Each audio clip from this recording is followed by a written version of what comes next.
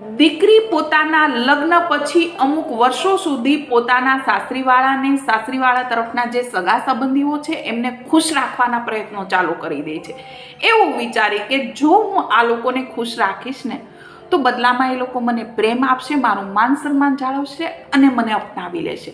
એમના લાખો પ્રયત્ન કરવા છતાં પણ એ દીકરી એમની આશાઓ અને અપેક્ષાઓ પર ખરી નથી ઉતરતી.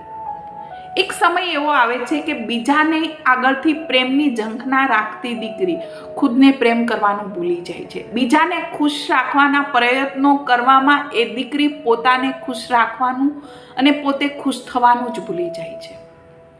હતાશ થઈ જાય છે, માયુસ થઈ જાય છે, એકલતા અનુભવવા લાગે છે, ડિપ્રેશનમાં જતી રહી છે, માનસિક રોગી પણ બની જાય છે. મારે એ દીકરીઓને એટલું જ કહેવું છે, તમે લાખો પ્રયત્ન કરવા છતાં પણ જે લોકો તમારાથી ખુશ નથી થવાના એ ક્યારેય ખુશ થવાના જ નથી.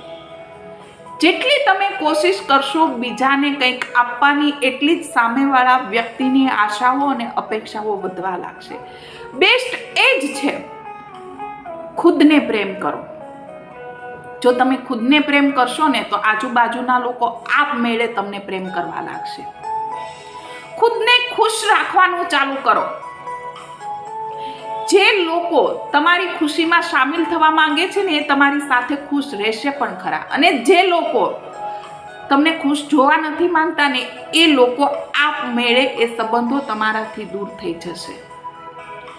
બીજાને ખુશ રાખવામાં અને બીજાને આગળ સારા થવામાં જે સમય બરબાદ કરો છો ને એ સમય ખુદ માટે બરબાદ કરો, ખુદ માટે ઉપયોગ કરો. એ સમયનો આપમેળે બધું ઓકે થઈ જશે.